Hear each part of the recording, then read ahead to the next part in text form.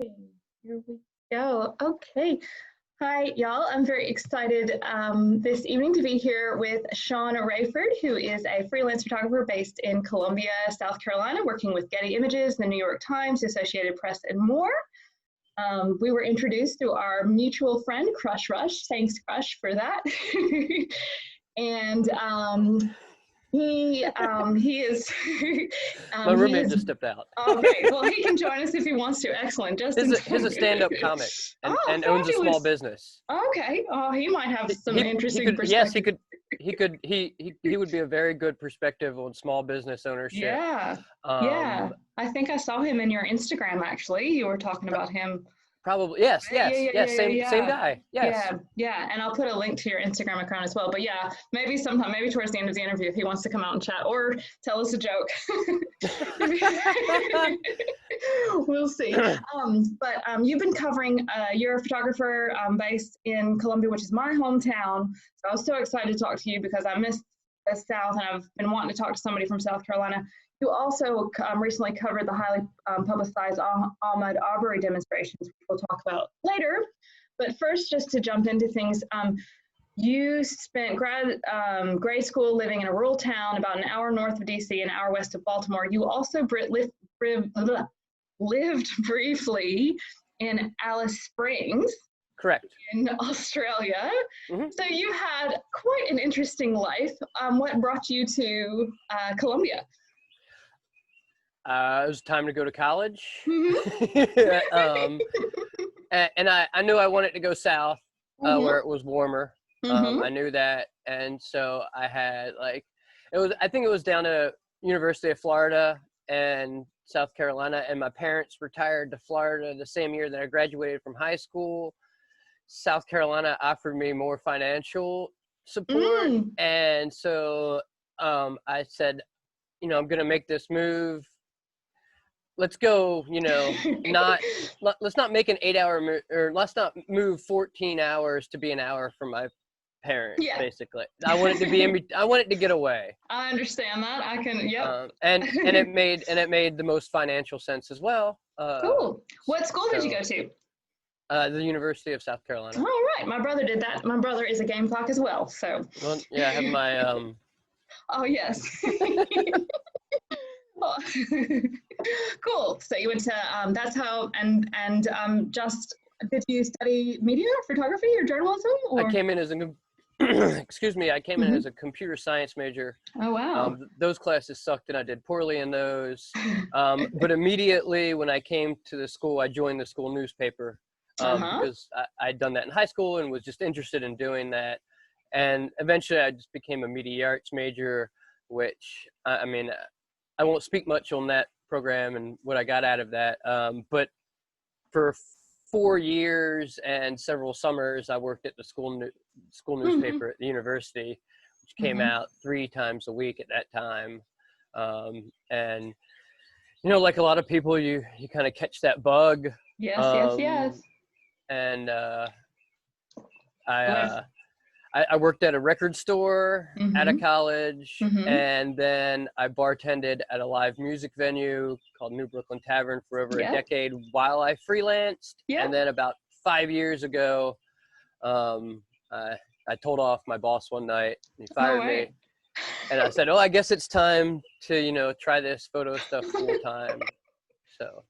Awesome. And then and then immediately after that, I'm going to say within about a month and a half after that, or not a month and a half, within 2 months of that, the Charleston Massacre happened. Oh shit. And then the morning after, I got my you're excused.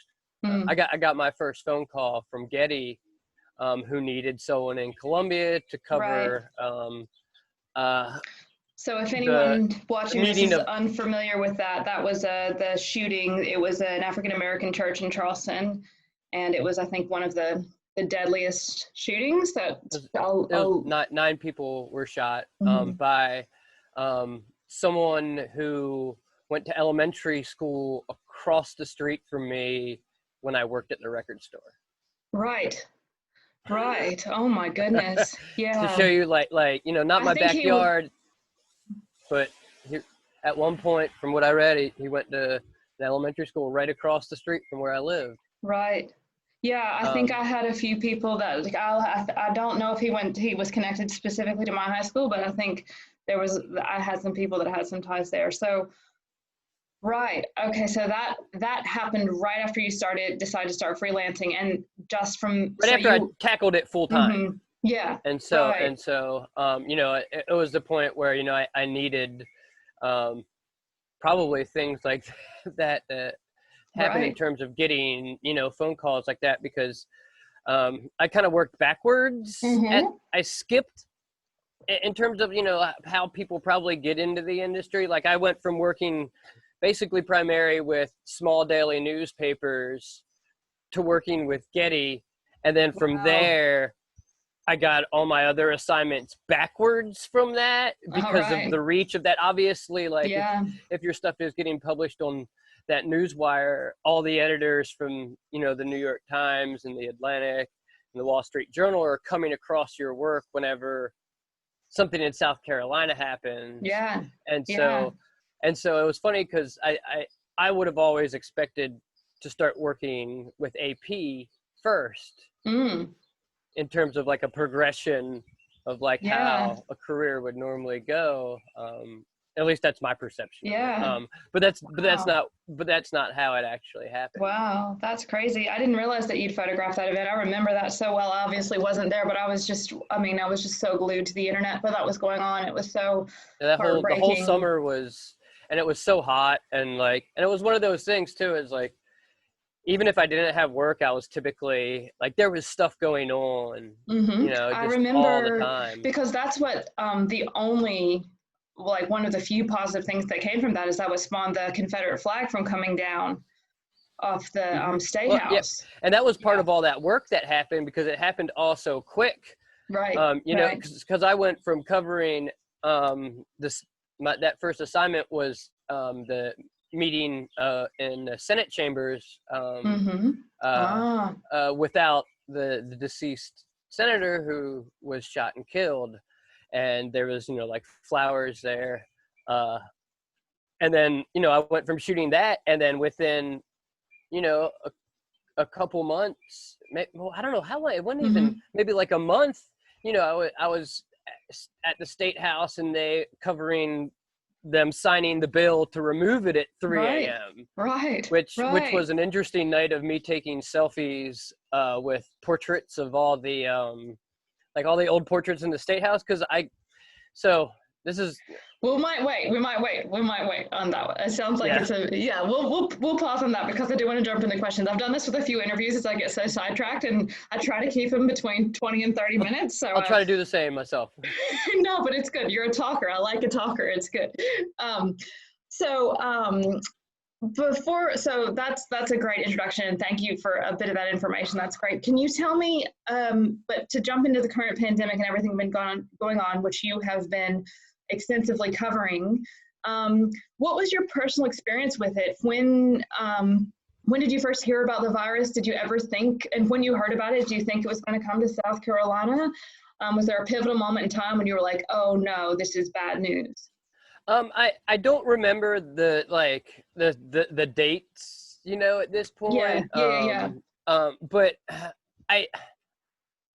I remember at some point talking to my parents and telling them that I didn't think that the women's NCAA tournament was going to have any fans, and that it would just be like the photographers and the media and the officials sitting around. And that was like probably several weeks before everything finally got canceled. And of course, you know, I follow the news, so I had known that, you know, a virus was going around everywhere, and that there was a good chance that it would come here. I probably, like, I think I envisioned the effects early on, but didn't come to the understanding of how far they would go ever. And I think that basketball example is a good example. I thought that like the end result would be that like I would be able to continue to do what I do normally. And like, we just like, you know, there would just be some like a lot of really big adjustments, as opposed to, you know, basically, you know, shutting things down. Right. Completely. Right. And that is, now I know, and your photos have been a great demonstration of this, but I know that things are opening back up now to a degree. I know that the schools are closed for the rest of the academic year, but they are opening businesses at the same time. This is really interesting to me. I know that there's a lot of small business owners that are feeling a lot of pain, but it's also interesting because just 2 days ago, I think South Carolina had its deadliest day on record. So 20 people died, I think, on Wednesday night. It was. So what do you, but you have been seeing this happen, and you are looking at also and seeing people opening up and also people out in crowds. You were there at Myrtle Beach this past weekend. Mm-hmm.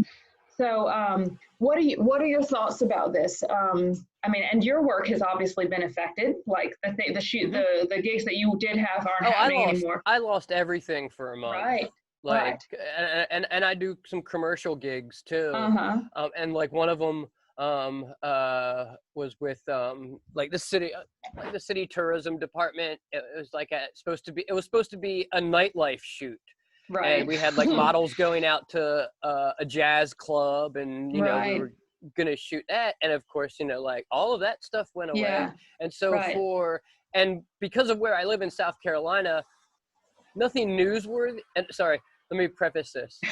So I work mainly now just with national media. And from my understanding, it's just because that's how journalism has gone now, is there's not a space for someone like a photojournalist to work with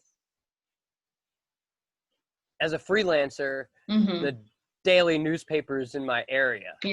One of them, there's not even a photo editor there, and there's no person to facilitate the communication to even make that happen. And so in South Carolina, working only with national news in the beginning, nothing was happening here. Right.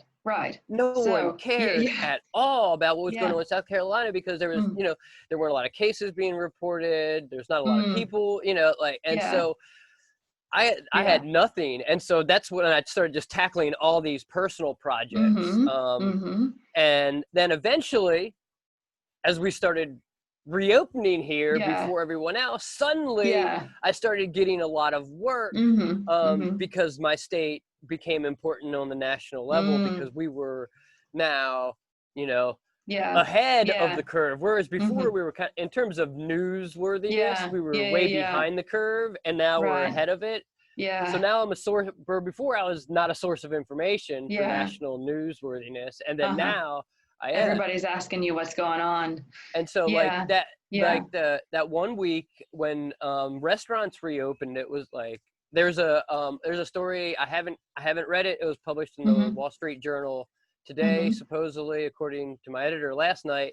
And I spent 2 days covering the reopening of Saluta's restaurant, which is a fine dining restaurant that's been around forever in, you know, like the heart of the Columbia College District.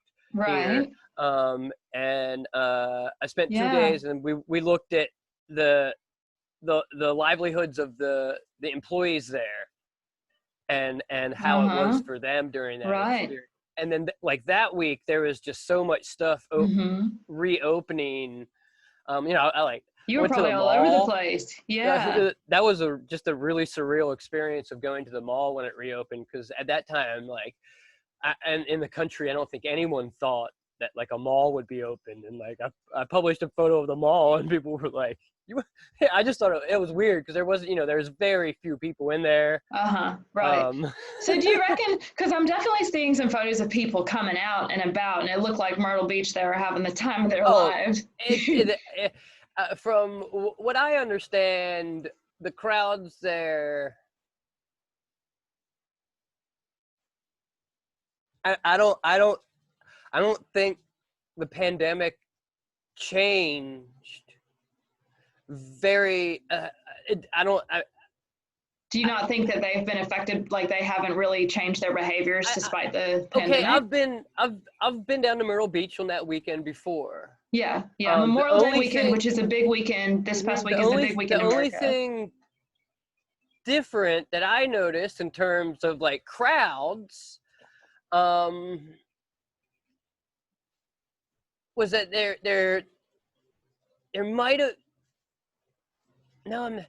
basically the biggest difference was that most of the motorcycles from Black Bike Week were not around because they officially canceled the Black Bike Week event at Myrtle Beach, which happens every year on that weekend. Okay. And so the crowds were basically, from what I saw, kind of very similar in size and how they behaved. The differences that I saw were that probably, like less than 5% of tourists or visitors were wearing masks. It was like, like when I saw someone wearing a mask, they became like this prey of mine as a photographer, because I could show all these crowds, people not wearing a mask, and then somebody wearing a mask, because a photo of a bunch of people not wearing a mask doesn't speak the same as a photo with a bunch of people with a bunch of people not wearing a mask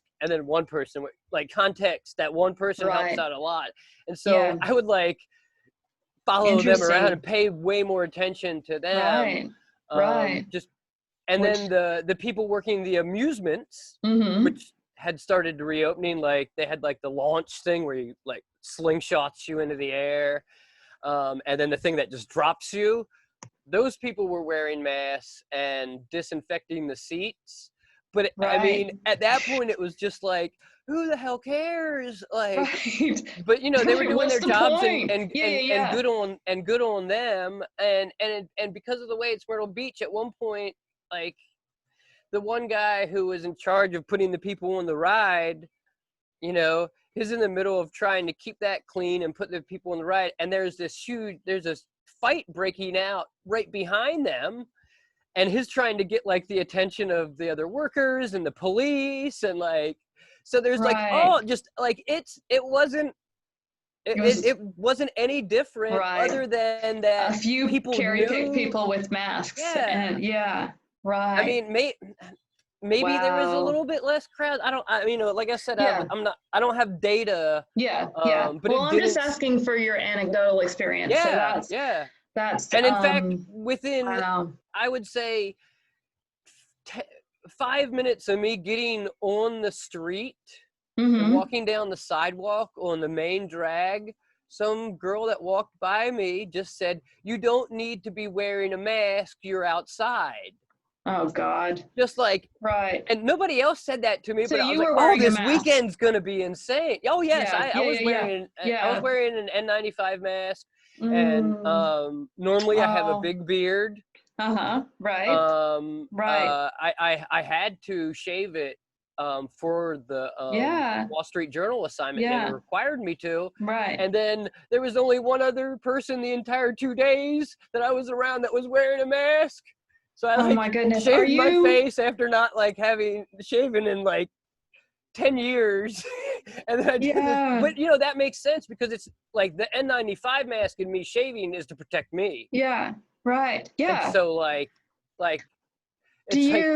are you concerned? Like, do you think that, I mean, for me, based on the fact that we're seeing, I think 2 days ago, there were 200 new cases declared. I've written down the numbers here somewhere. The state has had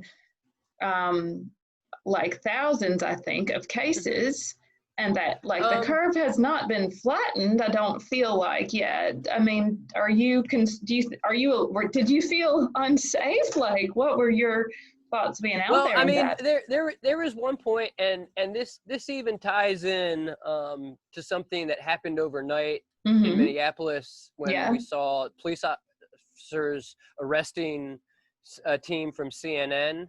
I just heard about that. There was a crime scene, and I was on the sidewalk in front of a big hotel, and security came up, and they said, "Get off the sidewalk, no media here." And I said, "You can't control this sidewalk." Like, sorry, you're a private entity, Right. and the police can't even control this sidewalk in that manner and telling me to leave. Yeah. They were in my face with no masks, shouting and yelling. Then they got the police to come over. 99%, I'm not going to say, I'd say 80%. This guy wasn't wearing a mask. And before the security had the chance to really communicate with him, I shouted at him. I said, do I have the right to stand on this sidewalk and make photographs of this scene? And he reaffirmed my right to do that. All right. And then the security guards kept like going at it and in my face. And, you know, I would say they were in my face even during not times of pandemic. Right, right. So they were like in your face and not wearing masks and breathing. Shouting. Yes, Shouting. spreading germs.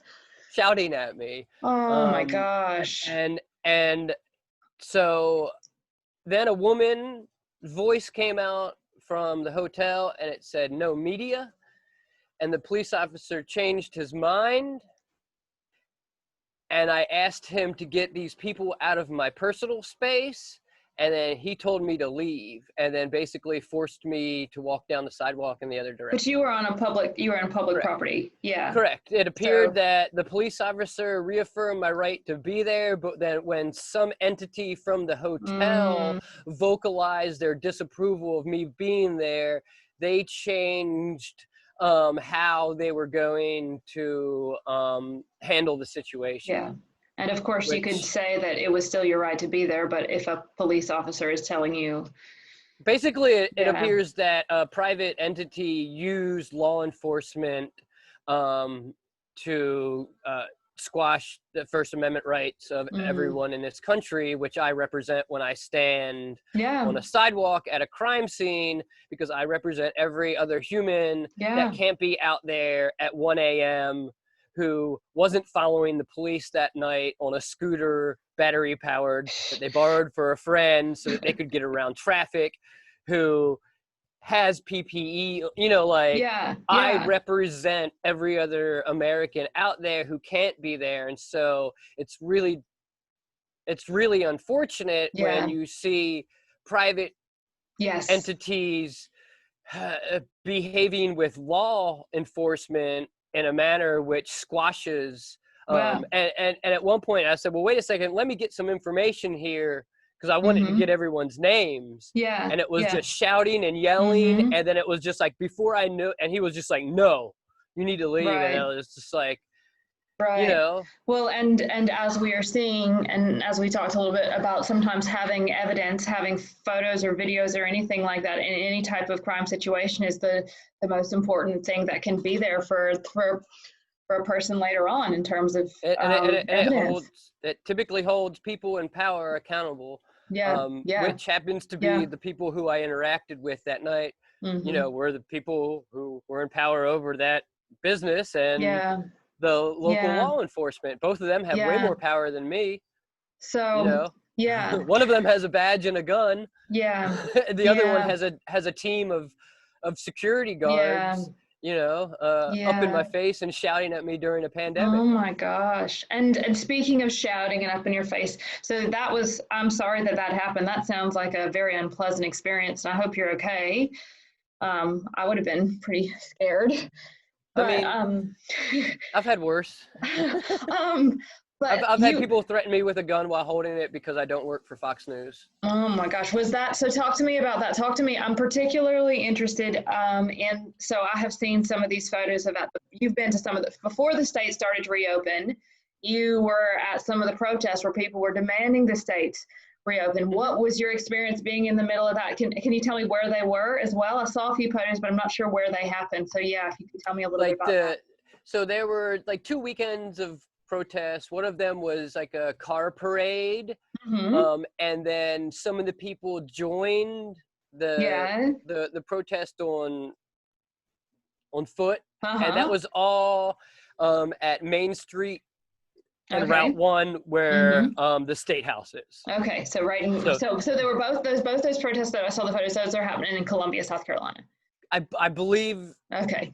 Which you're referring to, yes. Yeah. Yes, I think so. Sorry. The photos that I've seen on your website of the protest, the one you had, I think the car protest was one that I saw, the car protest with some people with And then there was signs. another one where I talked to a woman or a few people and actually, got their perspective on why they were out there. And sometimes I'm able to do that when I work on personal projects. A lot of times I'm not, because my job is only to make photos and write 2 sentences for a caption. Right. And also vaccines. There were people with anti-vaccine signs. It reminded me of a very small version of the RNC, the Republican National Convention, that happened in Cleveland, where it kind of brought out kind of like the fringe elements of society, right?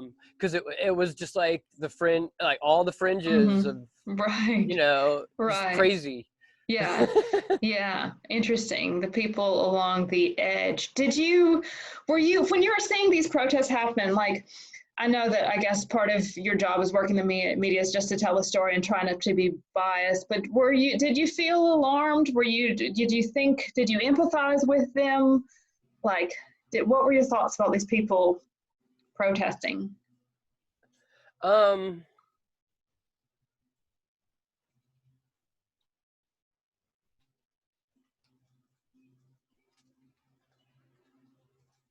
Some of them, I would say it goes kind of along, I guess my general perception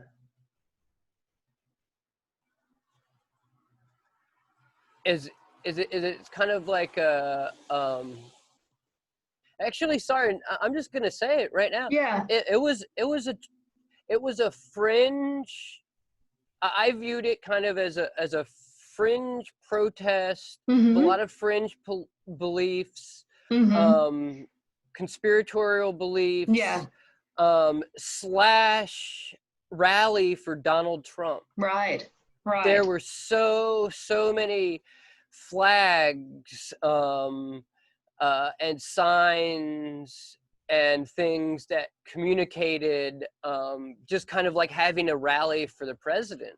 Right. In addition to all of these conspiratorial, kind of like reopen things back up, we're being oppressed. And I've been in, like riots and protests for when people have been murdered by positions of people in power, and so I can compare those things. And so, like, but at the same time, like, I empathize. I think to do this job, I wouldn't say that, but at least I do, is I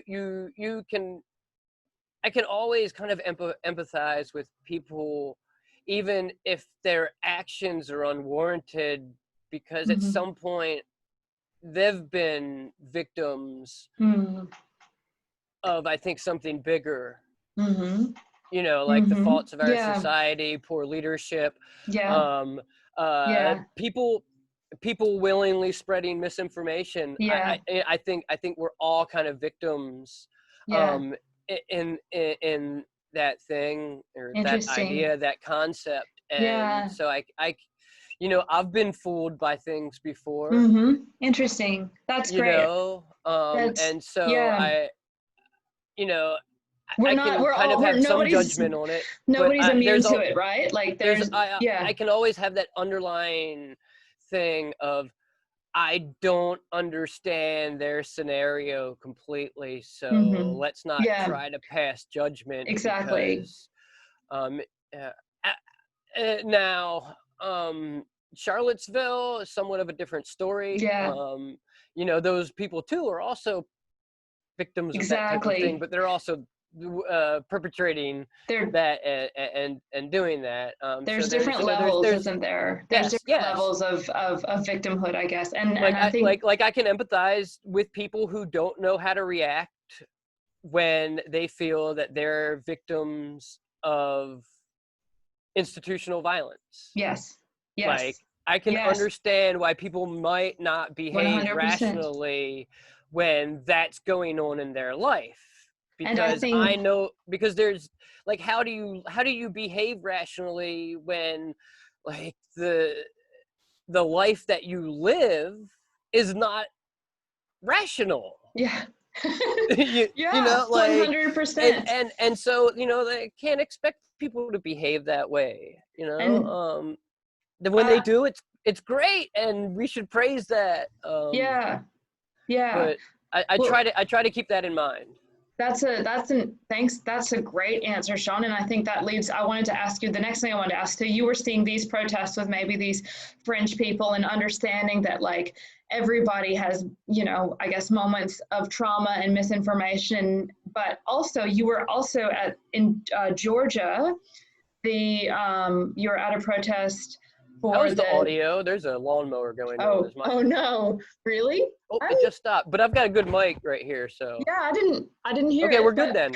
Okay. But if yeah, let me know. I'll let you know if I'm having trouble hearing you.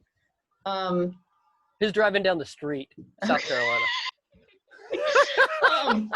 Oh lordy be. Sorry, to get a little bit more serious for a moment. You were at a protest. People were upset around the death of Ahmaud Arbery, and you were in Georgia, photographing the protests and the demonstrations around that. And I just think that it's really interesting. So you saw this one protest on Main Street in Columbia, and then you're seeing this in Georgia. What was the one, and I don't want to take too much of your time, Sean, but I am curious, what was the one in Georgia like, and how did it compare to this other protest that you went to? Well, the one in Columbia, you know, the people were protesting to reopen businesses so that they could get back to work and get haircuts. I mean, there were signs that said that. You know, one guy, you know, communicated his view on the situation with a sign that said something about like, if underwear can't stop a fart from. I saw that photo you took. And then in the other one in Georgia, how can a mask stop germs? Yeah, you know, kind of like anti-mask conspiracy stuff. And then the other one, you know, were people in a community and from surrounding communities. People came from like Florida and neighboring states for the large protest that I was at the courthouse, and they came to voice displeasure, basically with from my understanding, it looks like the DA prevented the arrest of two men in a shooting of a black male who was reportedly running through their neighborhood, and they got in a truck and followed him with guns and eventually shot and killed him. And so, you know, the seriousness of and that's a, you know, a recurring issue in the United States of America that has plagued this country, you know, kind of from its inception. And many people refer to it as a modern day lynching.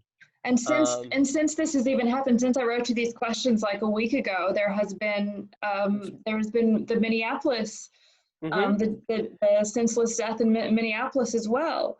So I mean, it's like it's not even it's nothing new, is it? Unfortunately, and it's continuing to happen. And so this is, you know, the differences between the two are, I mean, I don't even think they're, I mean, you can compare them, but, you know, it can put things into perspective of, you know, how American society is. And probably, you know, this type of thing happens in other societies as well. It's just what I see here and what I'm most familiar with. From my understanding, Australia's not that much different. There is, if you're talking, I mean, if we're talking police brutality. I was just talking about racial issues. In racial, there's a lot, and actually it's Reconciliation Week in Australia right now, which is an important part of our history with Aboriginal and Indigenous Australia. And I do think that there are, and the longer I'm here, the more I'm learning about the very devastating history around race in Australia. But and cops, I wouldn't say in any society, cops have the potential to abuse power. Yes. Yeah. But I do find, and I know that Australia looks at America a lot. Australians talk to me about America a lot, and it's hard for me, especially because I haven't been there now for almost like 10 years in terms of living there besides visiting. But I do, it's frustrating because we talked a lot when this pandemic started about this chance that we could come together as a human race. And now I feel like the polarization. We're not all in this together. Yes. It's exactly opposite. We're at war in it together because of these tribalistic tendencies that we have as humans to kind of dig in.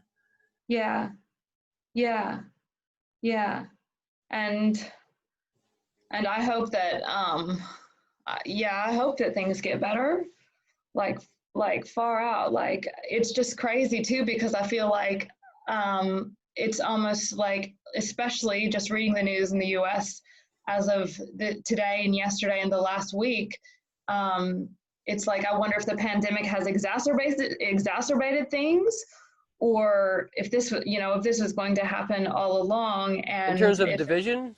Yeah. It's way worse. You think so? Yeah. Like, it's, I mean, because now the lines are drawn in public. Like, when you went into like a grocery store for, like,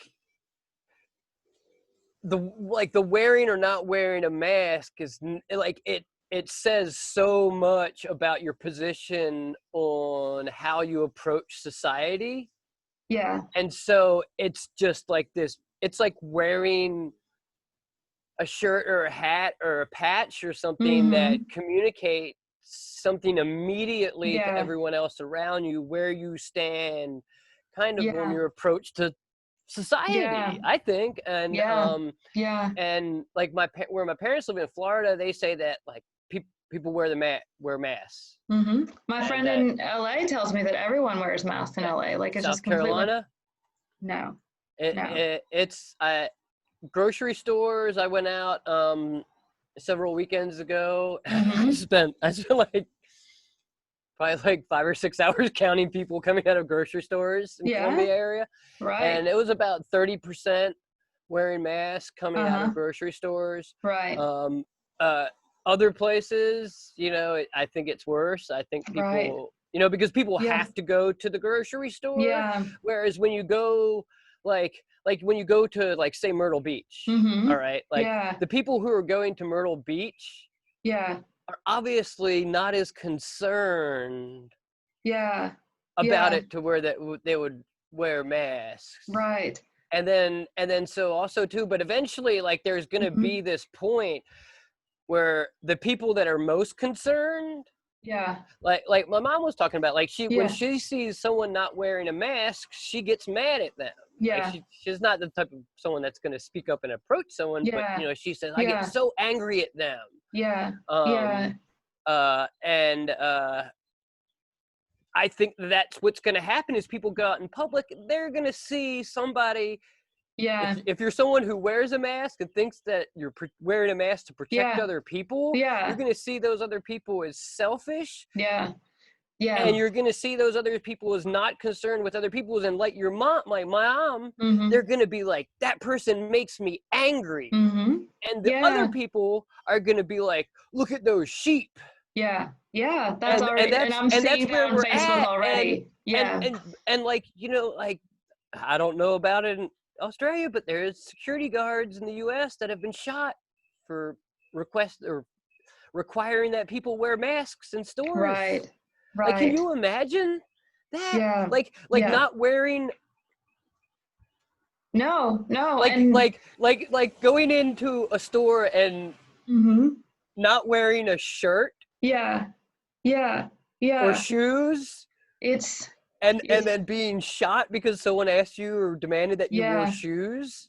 It just shouldn't be. It shouldn't be a political issue at all. And look at countries. There are lots of countries in Asia where people wear masks all the time, and it is just normal. And it's hard for me right now because it's like interesting because I am so concerned about what's happening in America and the numbers rising. And in Australia, in New South Wales, we had like 0 cases yesterday, 1 case the day before. The entire country has had just over 100 deaths. So they aren't wearing masks here. We aren't wearing masks here. And I think it's probably, at least right now, we do have it under control enough to not have to worry about it. But I feel so concerned because I want Americans to wear masks because my friends are in America and I want them to be taken care of. And I can understand it. I have worn masks here when we didn't know what was going on. I have worn like bandanas and stuff around my mask, and it isn't always that comfortable.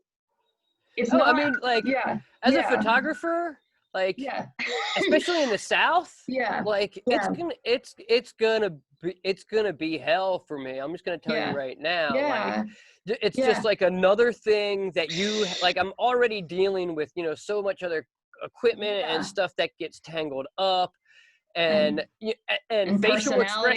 facial expressions when you're dealing with other people. Like, I can't smile. Like, I don't like, how much can someone see when I smile at them on the sidewalk when I'm walking up to them with my camera? Like, what do I look like in difference as someone now geared up with a mask on, with all of my gear? Like, what do I look like to be like? There's just so many more dynamics. But because I'm in these positions, like, because I'm going out there, like, and being around these people, not only am I doing that for myself, but when I go back out to another assignment, the people that I'm photographing there, they don't deserve to be around someone like me if I wasn't protecting myself in those other assignments. Because like that's a like, typically, as at least I can speak from photojournalists, you go at your thing, trying not to do harm to people. And typically, your main concern, like in terms of like disease or something like this, I guess, how do I word this? Typically, as a photojournalist, you have this concern about your personal safety. All right. Whereas now there's that realm of personal safety that exists because of the virus, but there's also the societal responsibility that comes as a journalist who is in a position in which your job entails you to go around the places where the viruses could be spreading.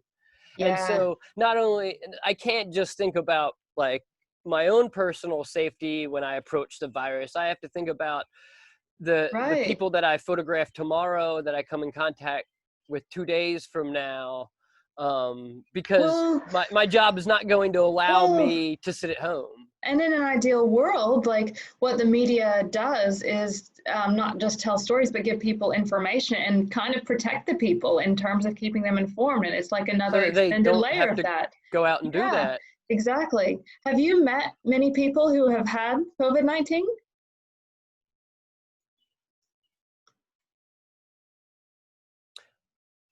I don't think so. Really? Yeah. I remember early on there was I guess it was local newsworthy death of a longtime Columbia activist that I'd recognized.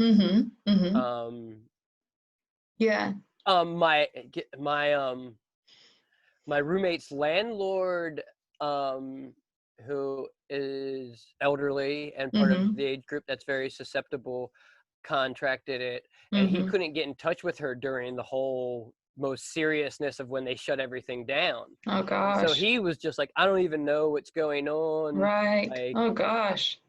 No one's answering the phones. And previously, before they shut down and he paid her last check, she communicated to him that she thought it was a conspiracy / hoax. Oh, really? Wow. Of some sort. Wow.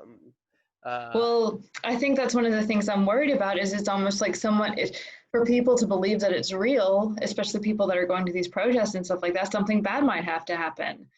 And it's like, are you waiting for this to validate? Will this have to validate you for someone? I mean, not unless it. I think, unfortunately, you know, there's many adages about this, but until it happens to you personally, you know, we talk. You know, we often times as humans think that, you know, we're kind of invincible to things, and some of us more than others, and you know, there's